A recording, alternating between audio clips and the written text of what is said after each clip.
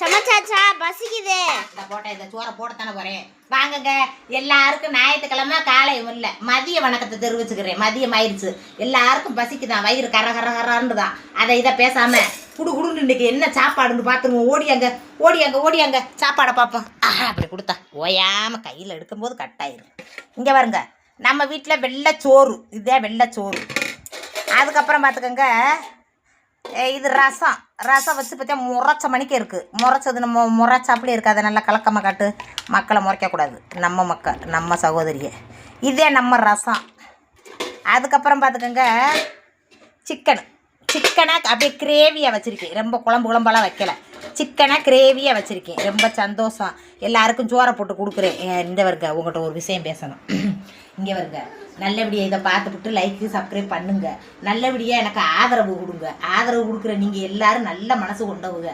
Earned கேளுங்க, எந்த எதிர்பார்ப்பும் இல்லாமல் செய்கிறதுக்கு பேர் தான் உதவி. என்ன அப்படி ஏதோ ஒரு மீடியாக்குள்ளே வந்துவிட்டேன். வந்ததுக்கு நீங்கள் நல்லபடியாக லைக் சப்ஸ்கிரைப் எல்லாரும் பண்ணுறீங்க. ஏதோ எனக்கு தெரிஞ்சதை எடுத்து போடுறேன்.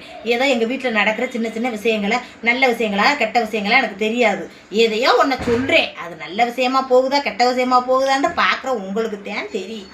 என்ன அதை வச்சுக்கிட்டு உனக்கெல்லாம் இது தேவையான்னு பேசாதீங்க. ஏன்று எழுங்க, ஏழையாக இருக்கிறவன்ட்ட போய் பசியாக இருக்கிறவன்ட்ட போய் நீ ஏழை ஒன்றுமே இல்லாதவன் உனக்கு இது தேவையா அப்படின்னு கேட்குறப்ப அவனுக்கு ரோசமும் தன்மானமும் அதிகரிக்கும். அதனால தான் அந்த கேள்வியை என்கிட்ட வந்து எல்லாரும் கேட்குறாங்க.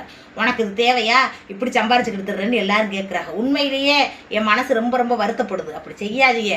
ஏழையிட்டத்தான் உங்களுடைய இதை காட்டக்கூடாது, உங்கள் பேச்சுவார்த்தையை காட்டக்கூடாது. ஒரு பணக்காரன்ட்ட போய் ஒரு நல்ல வீடியோ போடுறவன்ட்ட போய் பேச மாட்டேங்க. அவன்கிட்ட எல்லாமே இருக்குன்றதுக்காக அவனை பார்த்துட்டு லைக்கை போட்டுட்டு வந்துடுவீங்க.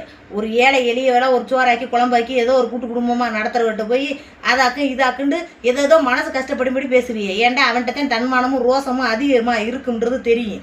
மற்றவன்கிட்ட போய் பணக்காரன்ட்ட போய் நீ என்ன இப்படி வீடியோ போடுறேன்னு அவன் கண்டுக்கவே மாட்டேன். அவன் கமாண்டே கண்டுக்கிற மாட்டேன். போடாடே உனக்கு ஒரு வேலை இல்லைடா அப்படின்ட்டு போயிடுவேன். என்னை மாதிரி ஏழை பொம்பளை என்ன செய்யும், ஆத்தாடி நம்மளை இந்த வார்த்தை எடுத்தாலேன்னு மனசில் குத்திட்டு கிடக்கும். அப்படிலாம் பண்ணாதீங்க. அதனால உங்களுக்கு என்ன கிடைக்க போகுது? ஒன்றுமே கிடையாது. ஏதோ 3 பிள்ளைகளை வச்சுக்கிட்டு குடும்பம் ஓட்டிக்கிட்டு நான் பாட்டுக்கு வடையை போட்டுக்கிட்டு வடையை போட்டேன், இது சோறாக்குன்னு சமைச்சேன் சாப்பிட்டேன்னு போட்டுக்கிட்டு இருக்கேன். பிடிச்சிருந்தா லைக்கை போடுங்க, பிடிக்கலன்னா போத்தாங்கிட்டு அப்படின்ட்டு நீங்கள் வடக்கு போங்க. உங்களோட நான் உங்கள் வீட்டுக்கு ஓடியாந்தா திட்ட போகிறேன், உங்கள் வீட்டுக்கு ஓடியாந்தா லைக் போடலைன்னு சண்டைக்கு வரப்போறேன், சேலையை வரைஞ்சி கட்டிக்கிட்டு அப்படியெல்லாம் கிடையாது. அதனால சும்மா தேவையில்லாத கமாண்ட் வடாதீங்க. எனக்கு மனசு கஷ்டமாக இருக்குது, மன கஷ்டத்தை படுத்தாதீங்க. அவ்வளோதான் சொல்லுவேன். கை வலி சரியாயிடுச்சாக்கான்னு கேட்டிருந்தீங்க. சரிவாயிடுச்சா அத்தாக்களா? நல்லபடியாக சரியாயிடுச்சுடா. இப்போ கொஞ்சம் பரவாயில்லடா. நல்லபடியாக நீங்கள் கடவுள்கிட்ட வேண்டிக்கங்க. நம்ம வந்தால் ஓடியப்போ சாப்பாடு சாப்பிடுங்க, லைக் போடுங்க. நாங்கள்